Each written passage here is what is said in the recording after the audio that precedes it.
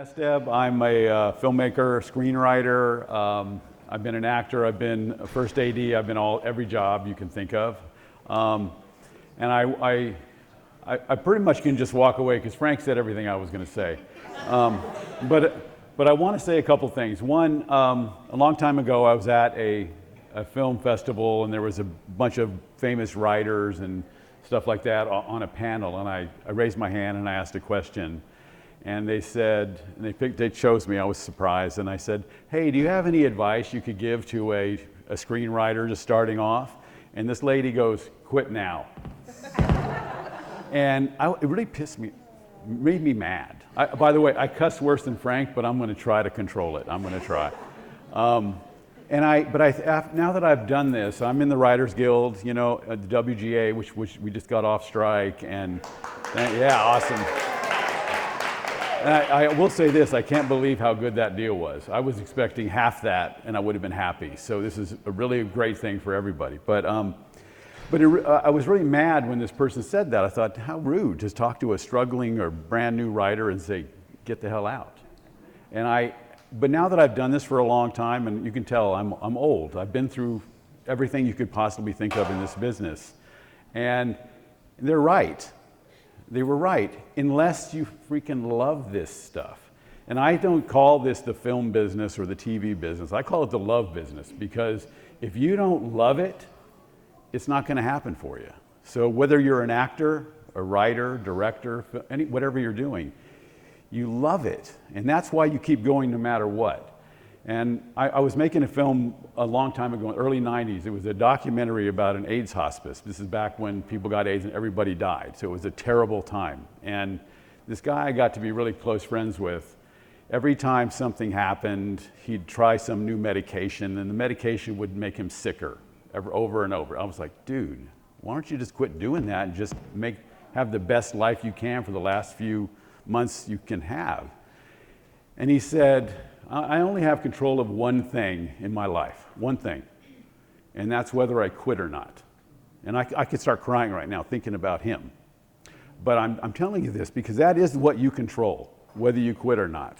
And when that guy said that to me, that changed my life, because if that guy's thinking like that months before he dies, and I'm healthy, happy, rock solid dude, so that's how I look at it. I look at this business like I do it because I love it. And I've tried to quit it on like many occasions, but I can't. Like I went and became a financial planner for a couple of years, and the whole time I felt the soul being sucked out of my body.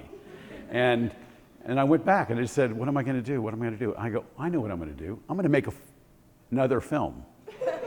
I almost did it. I'm going to make another film. And that's how it had happened. And I've made a lot of films now. And I've made features, and I've done all sorts of things all over the place. And I wanted to say, you guys are unique because the world is changing right now. New media is everything.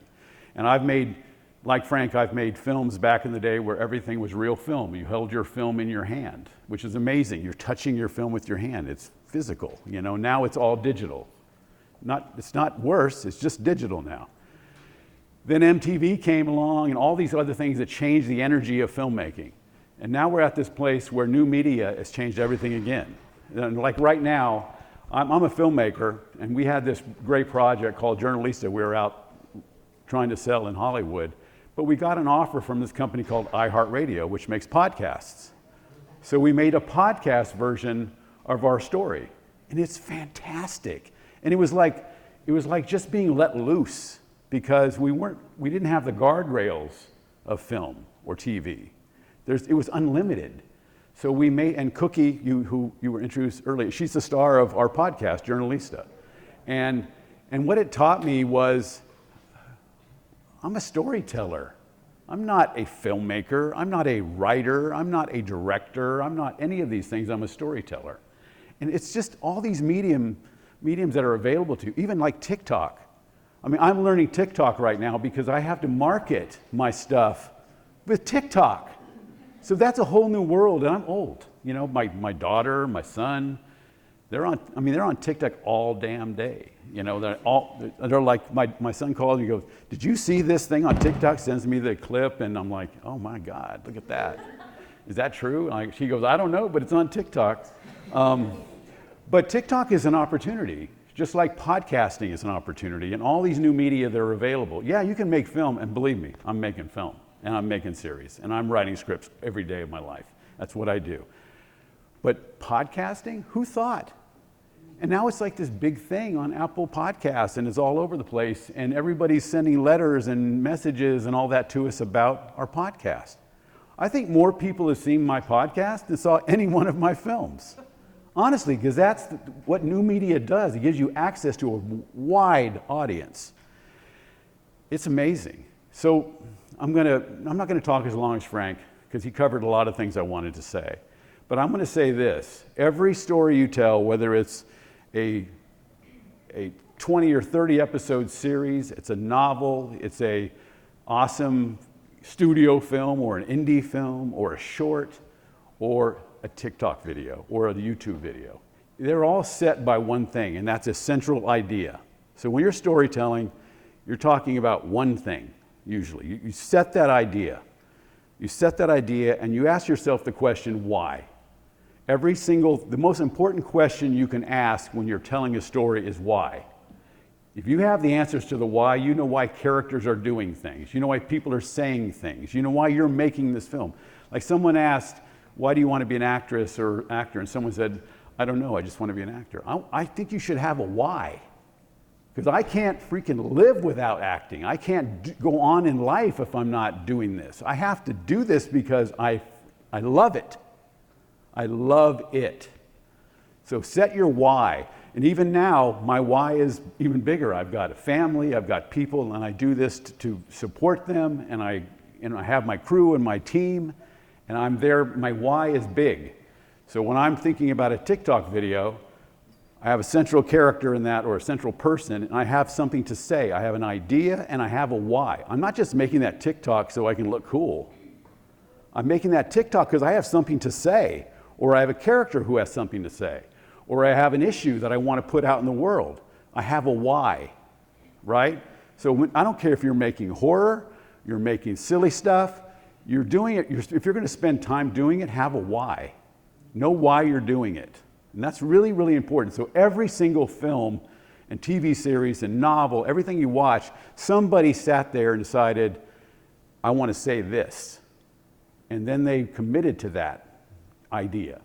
And every single thing that happens around that idea is going through that filter. So as a director, I am going to make a film, and I know why I want to make it. And everything has to go through my filter, my vision for that project.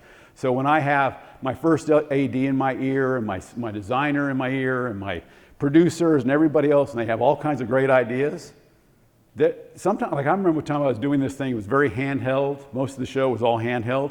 And we took a lunch break and we came back, and my DP, who was brilliant, had this idea for a shot. And he had it on rails, on tracks, and he was showing me this really cool tracking shot. It was like static, right? And I said, oh my God, what a beautiful shot.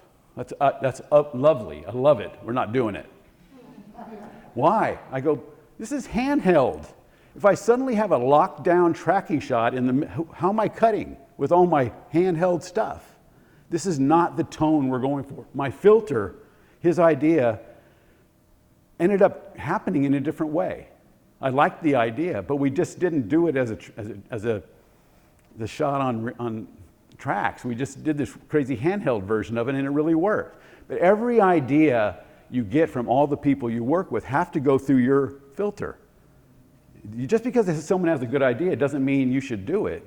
But everything you do has to go through your filter. You are the guardian of that idea. And that idea is your job.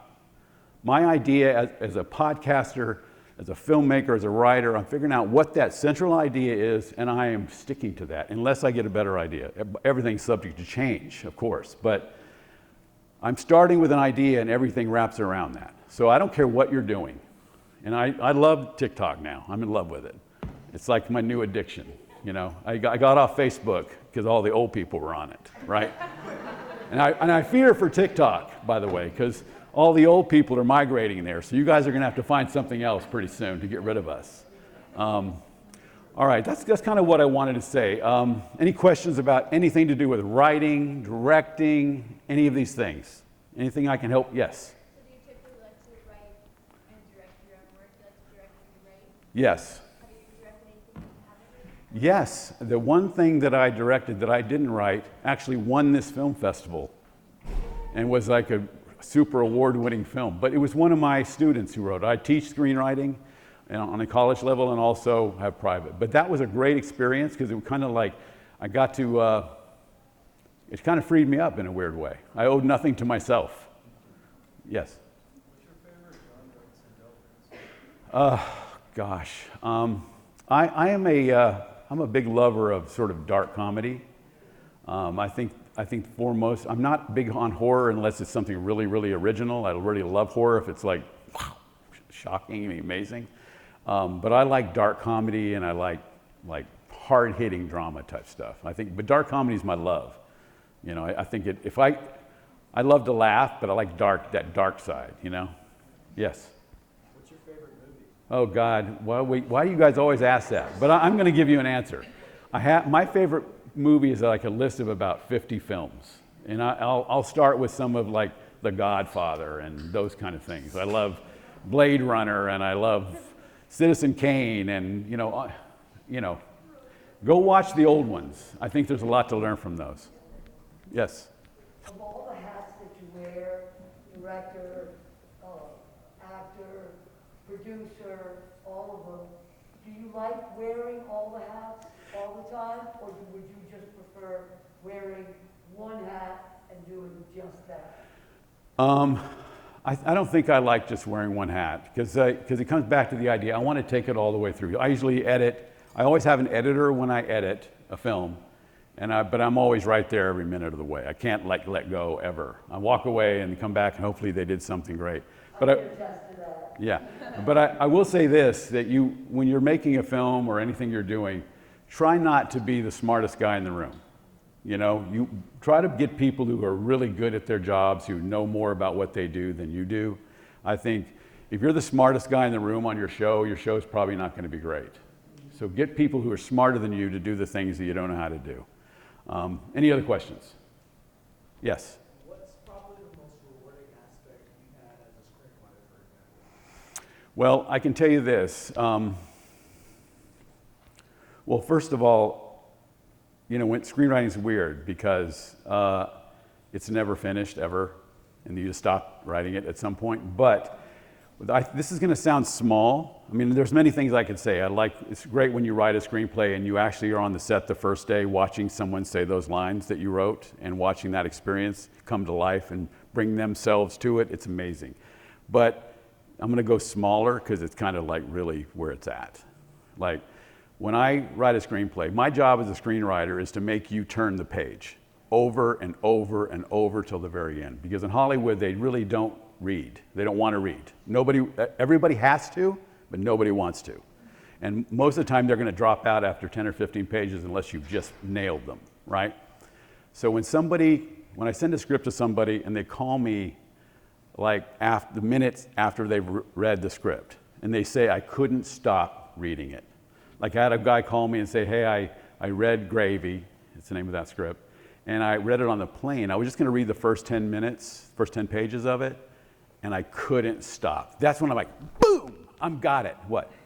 5 minutes. So that's when I know I won. I don't care if they buy it now. I won. I got them to turn the page all the way from the beginning to the end. I know that sounds small when we're talking about big things, but that's your job, is getting them to turn the page. So every page has to matter. Yeah. You said you stopped and started back. So do you have any advice for someone who stopped and started back in the midst of the film industry changing like crazy? Well, I will go with what Frank said. Make a film. Make a small film. Make a 5-minute film. Make a 10-minute film. Just get your juices flowing again. Because really, honestly, when you direct a film, like when you're doing features and stuff like that, it takes years. So every time, like I usually have 5 to 7 years goes between a film that I've made, and not counting little shorts and stuff that I do for fun.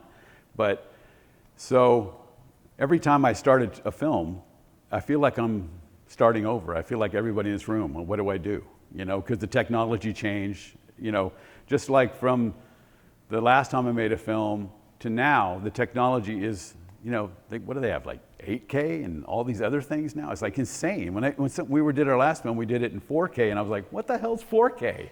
You know, because the last film I made was on something else, and before that it was on film cameras and all those other things. So every time, unless you're making films every year, you got to relearn how to do it every damn time. You know, it's crazy, but still, it's getting better. Like when they first made films start to be digital, they had HD, I thought the film stunk. I thought they looked terrible. And then suddenly, and I thought they were trying to trick us into liking crappier video, you know, that it's okay. But now it's back good. And all the digital stuff now is so good. It looks like film. So that's a good question. I just say make a film. I don't care if it's good or bad, make one. 5-minute, 10-minute, 12-minute, make, like Frank said, make it on your iPhone, doesn't matter. Okay, one more question before I have to go. Anything? Yes? How important is like networking and getting to know everybody and being able to find people to be on the project? I think that's almost more important than the creative in a way. Because that's why, like I did go to film school. I didn't go for the whole run, but I went to film school, and those connections were important. They made a difference down the road.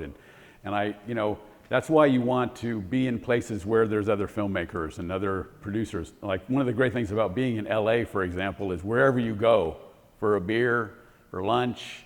Like I remember my friend was a waiter at this place called Hugo's on Santa Monica, a very popular, you know, insider eatery. And he made friends with this guy who was like a big ass manager, you know.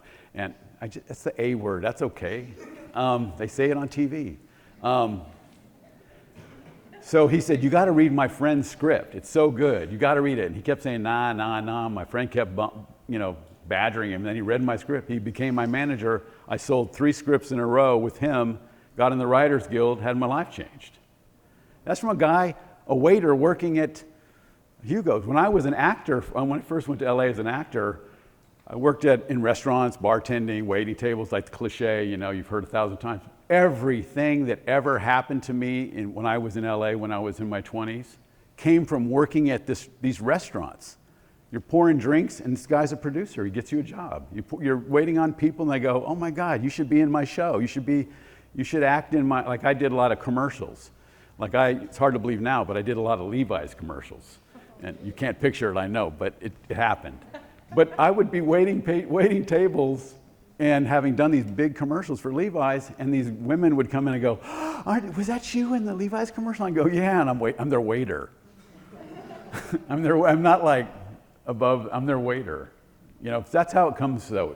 Networking, everything, always be, if you're shy, learn how to do it anyway. Okay, one more and then I'm done. Anything? Nope? Yes? Probably like 10, you know, in different levels of happening. The thing we're trying to do right now is, I would ask you if you're into podcasts. We have this podcast called Journalista. It's on Apple Podcasts, Spotify, everywhere. We're trying to turn that into a series right now. That's our big mission right now. So if you check out that podcast, Journalista, you'll meet Cookie back there, and you'll see the series that we're probably going to make next. All right. Thank you so much, everybody. Appreciate you.